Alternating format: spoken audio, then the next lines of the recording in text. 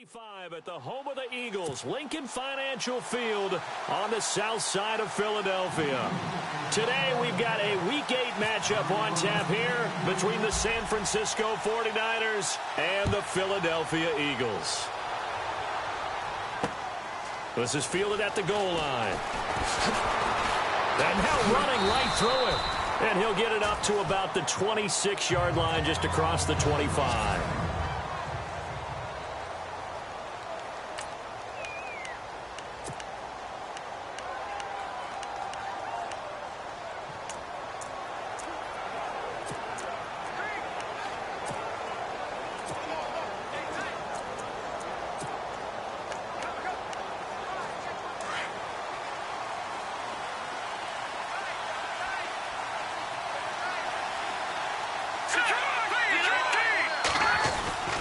Now a play fake here on first down. Blitz coming, and down he goes. Nigel Bradham coming on the blitz. He gets him for a loss of 7. I know some of the talk after last week's loss was the O-line struggles. They gave up 4 sacks. He got hit here and taken down again, so that's something to monitor. It is something to monitor, but they've got to help their offensive line out. Maybe a little bit different play calling, right? Draws, screens, get the ball out of the quarterback's hands quicker, maybe some quick game passes. All of that to try and help slow down a pass rush and make things easier on their offensive line. And seeing nowhere to throw, he chucks this one away from harm. Incomplete. Now it's third down. And the starting crew now for San Francisco. Marquise Goodwin brings plenty of speed and jumping ability as befits an Olympic long jumper. He made the team in 2012, as you might remember. But what also he's looking for is an increased role as a wide receiver after leaving Buffalo. I don't think this is the script they had in mind for their opening drive. This is third and long.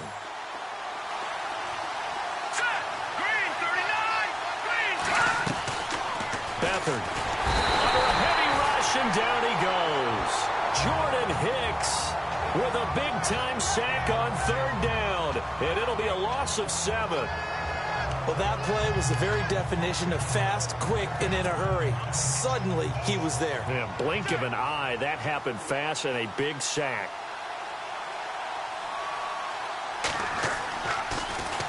Yeah, last week in the loss, 5 punts as he gets this one away. Fielded just inside the 30. That's going to go in the books as a 55-yard punt. Well done. And the Eagles take possession.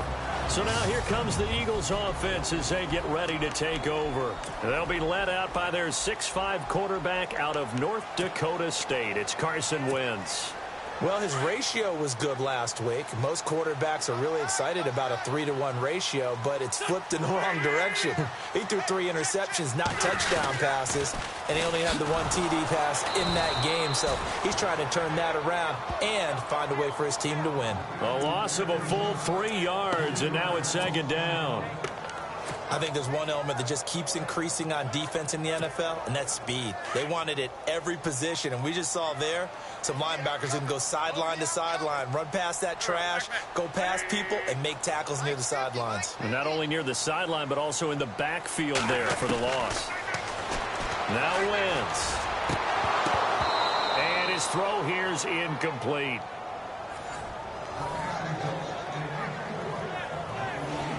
And the big boys up front in the trenches. What do you think of the O-line, Charles? I love them because this is a group that's so cohesive. They know what the man next to them is going to do at all times, and they operate as a terrific unit.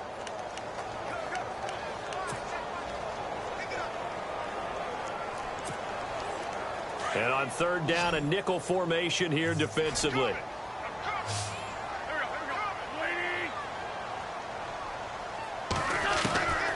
Working from the gun, Wentz. And he'll be hit as he releases it, and that'll fall incomplete. Pressure, and that's certainly going to be a key to this game going forward. And that time, they were able to get in there and influence the throw. And remember, quarterbacks got to get rid of it. They don't have the tuck rule that they can fall back on anymore.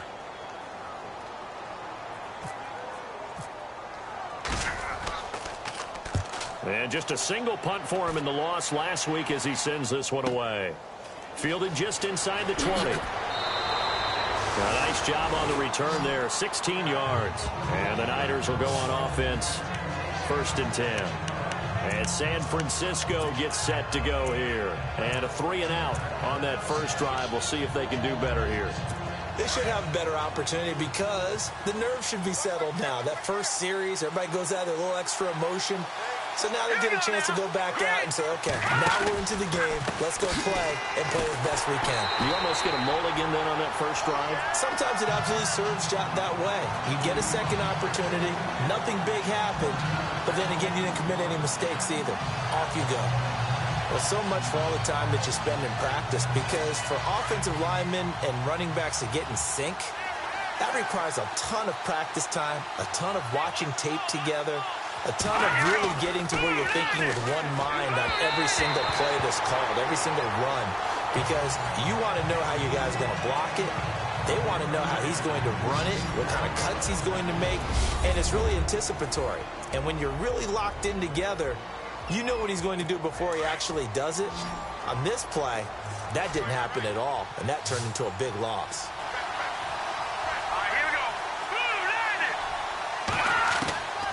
Here's Beathard to throw. And that is incomplete. And this passing game's whole offense really didn't show up in the loss last week, and it hasn't started all that great here either. Yeah, they can't let that incompletion become an uh-oh moment. Like, oh boy, here we go again. Just like last week, each game is its own entity, treated as such. And he gets it away, and it's a laser headed for the sidelines. And no return here. Where will they spot it? They say just outside the 20-yard line.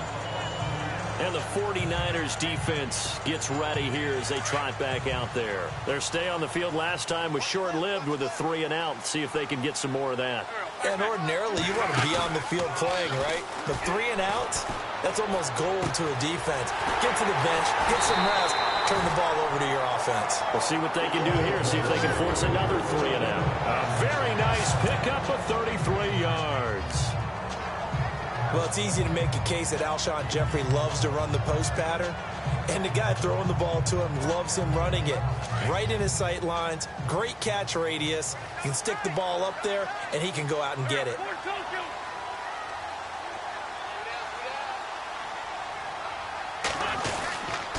They run with Pumphrey. And a pretty big hole as he's down to about the 40. It's a 6-yard gain on the ground, and that'll make it 2nd and 4.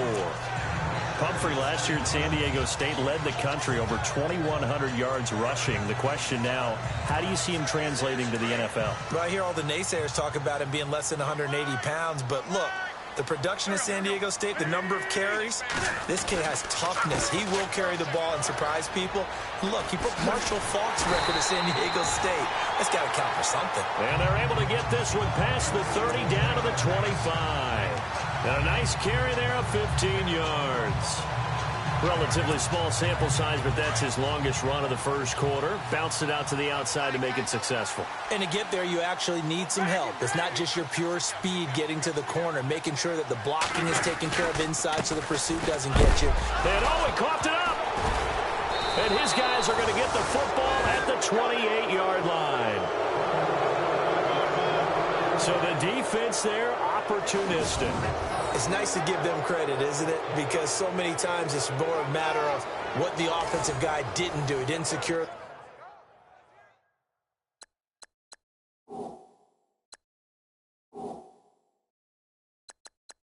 The ball didn't cover up.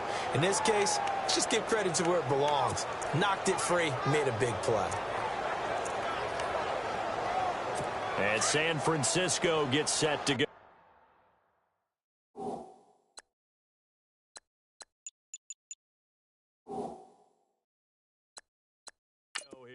This is their third drive right now, maybe not about points, just about getting something. They haven't gotten a first down yet in this game. It's a mental barrier you don't think about until you go a couple of drives without getting a first down. Then all of a sudden it looms big. It gets harder and harder to actually attain. There he goes, right side. Touchdown, 49ers. K.D. Cannon with his first career NFL touchdown. And the Niners have taken the early lead. So that's the rookie's first trip to the end zone, and I think it's safe to say one he'll always remember. Oh, without a doubt. That one is going to be imprinted forever. And nowadays, we're seeing rookies make a greater impact at that position at receiver than ever before. I think mainly because of the sheer volume of footballs that they catch in college. Well, we looked at each other right away. We knew that flag was coming out.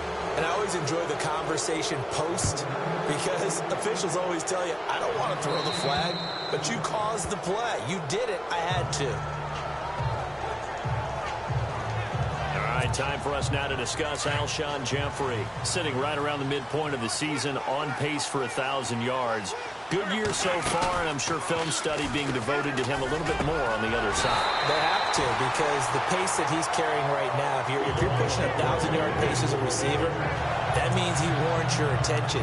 And right now, precision is going on with their offense, kind of like that timepiece you wear on your wrist, you know, that good stuff. Got to knock that off somehow, chip away at that timing, change things up a little bit, and make them go to other things and make them do those things better. Yeah, try to make him uncomfortable. Not many teams have been able to do that so far this year. That's going to go as a loss of a yard, and it'll be second down.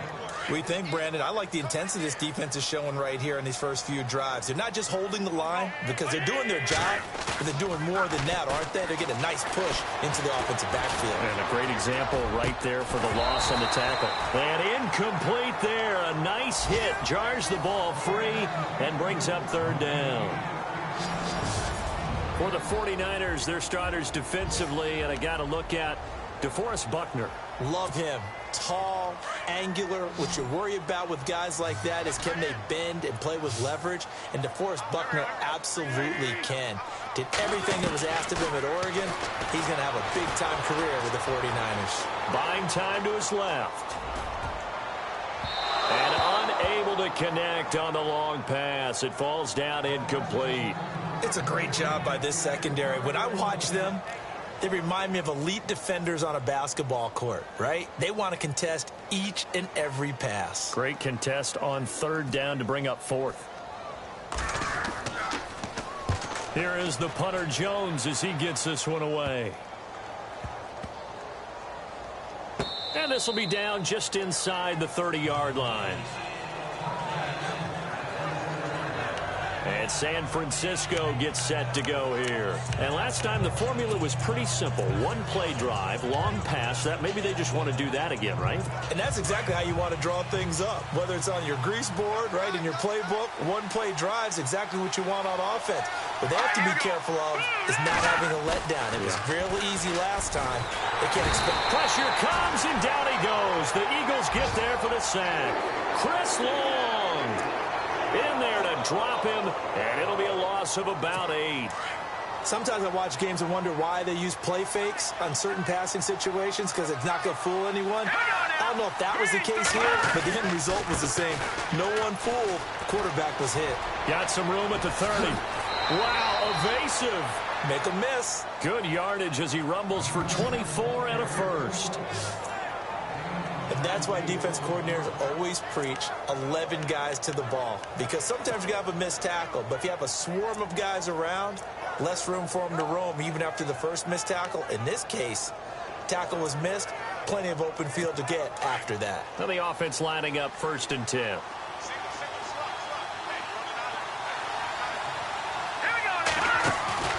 They go play action here on 1st down. And he'll be out of bounds just shy of the 40. Another nice gain, 16 yards there and a 1st down again. That's a matchup maybe they go back to their outer third of the field as this game continues. Yeah, I think back to my high school coach, John Ford, he used to say when we got big plays early in a game or good plays, he'd always say, foul it away, lad, foul it away, because he'd want to come back to it later in a key situation. They may come back to this one a little more often than that. Didn't he say laddie or did he say lad? Yeah, it just depended on what he was feeling at the moment. Okay, I thought that was the guy you told me about. He used to say laddie a lot. Laddie? When you heard laddie, he was usually... Second quarter now. Brandon Gaudin, Charles Davis with you. It's the 49ers in control of the football, and they're on the move here. They've got it 1st and 10.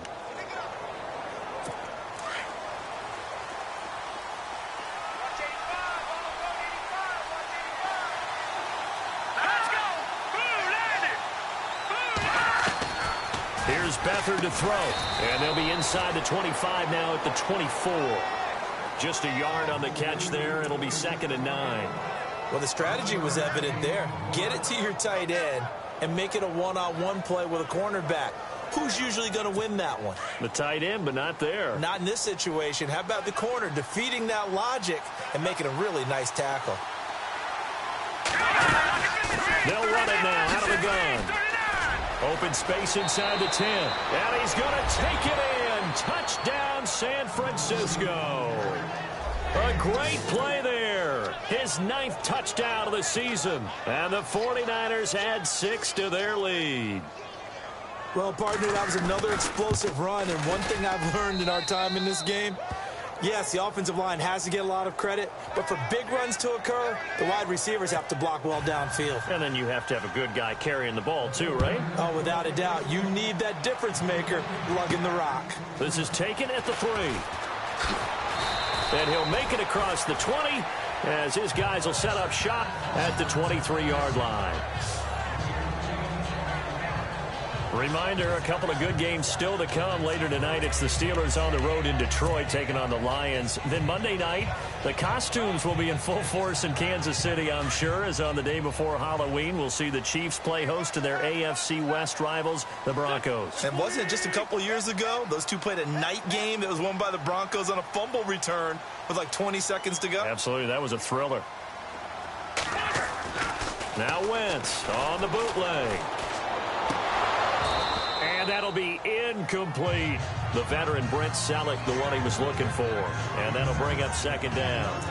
I tell you, Brandon, this defense is playing with some confidence. Haven't allowed a point yet. Flying to the football. I'm telling you, there's almost 11 to the ball on every snap.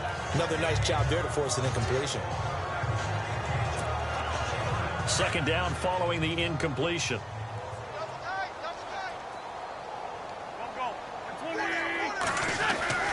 Here's Wentz to throw. Throw left side complete. That's Burton. And he's able to get up here to the 26. Only 3 yards on the catch. It's 3rd down. I think it's okay there. They didn't get a whole lot on that play, but it's nice to have a safety valve that's built like this guy. Big target, guy you can spot pretty easily. Put it on him when your other targets aren't open. On play action, it's Wentz. And Jeffrey's got it. And they're going to get this one all the way out across the 45. A nice gain of 21 yards.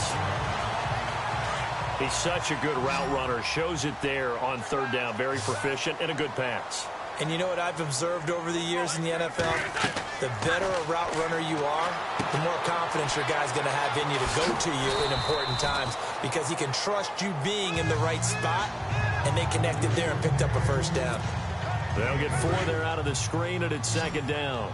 In order for a screen pass to break big, a lot of things have to come together and be well executed, but all it takes is one small thing to go wrong. Looking for Jeffrey, and it's intercepted. It's a Callow Witherspoon, the rookie from Colorado. And they have possession, and they have it at the 38-yard line. He had a little bit of the turnover bug last week, 3 interceptions. Not an absolute disaster, but another one here. Do you start to get a little worried? You worry about your team as a whole because you have to find a way to make those interceptions, quote-unquote, go away. And that means your defense. They've got to go out there on sudden change and at least hold people to field goals. And if that keeps happening, they lose confidence in the quarterback, and then no one plays well. A really nice gain of 25 yards. So in the 2nd quarter, he's already up over 100 yards receiving now. And isn't 100 the magic number for a really good game for a receiver? So he got a chance to really shatter that and have a profound effect on this game. They run with Logan. And the play goes nowhere. Losing yardage back near the 40 at the 39. It's a loss of 2 there, bringing up 2nd down. Every year I go to the combine and marvel at the speeds that linebackers are running nowadays. They run like DBs. And let's face it, they know how to finish plays too. Eyes up, head up, run right through them. Back to throw Beathard. Complete to the tight end Kittle over the middle of the field. 6 yards is the pickup, and that'll lead to a 3rd down. When you execute a drag or a crossing route really well and give them a chance to let it develop a little bit, You can gain some significant yardage hitting your tight end on that one. To throw is Beathard. And no escaping this time as he'll go down. They got him for a sack. Jordan Hicks in there to drop him for his 5th sack of the year. The amount of sacks that they've absorbed in this game is absolutely extraordinary. Let's just face it. This offensive line, flat out, cannot handle this pass rush. It's been demonstrated time and time again. He's been a busy man here in this first half as he gets it away. Around the NFL, an update from a game going on down in Tampa. And it's the Panthers there out to the early advantage. Cam Newton, a single touchdown pass to this point in that one. Getting set to go again as we look at the back heading onto the field again. They haven't been able to get him on track. They haven't been able to get this offense on track. No points so far. Maybe it's time to start doing a few different... He rifles one that's intercepted. Picked off by the safety, Eric Reed. And he is not quite going to make it all the way in. They'll mark him down right about the 1-yard line. And that pick just sets him up beautifully right down near the goal line. I remember being in a defensive meeting back when I was in college, and our defensive coordinator says, we're going to call this be who you are defense. D linemen, you play the run. Linebackers, be aware of anything.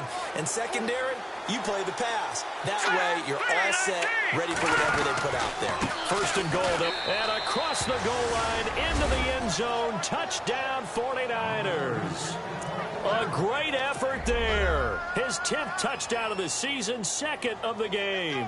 And the 49ers add on to their lead. And always a good first half when you can hit pay dirt twice. And it never hurts to have that good feeling as the game moves on. Just think about halftime. If that's all he gets, he'll just sit there at the half and think, all right, 2 already. I can get some more. I can get some more. And he'll be encouraging his offensive line to create some space. And he'll be out of bounds across the 25. Now Philadelphia ready to get going on offense again. And some dangerous territory. You're already down 3 scores. A 3-and-out here or an inability to put any points up. This one might be over by half. Yeah, and what you also have to guard against is calling every play for a big shot downfield. You know, thinking you're going to get all these points back on one drive. You're not. And last time I looked, it's still the first half. I'm not saying you have ultimate patience here, but you also don't have to go ahead and force everything either. Flushed out right. And now a fumble. The ball's out. And now this is scooped up by the 49ers. And they will score. It's a 49er touchdown. This first half has been a nightmare for that offense. Defense just dominating them. And when you're picking up the ball, picking up their mistakes, and taking it the other way and putting it in the end zone, that's a defense's dream. They're having that type of a game. Everything that can go wrong has gone wrong for this offensive unit. The scoop and score all...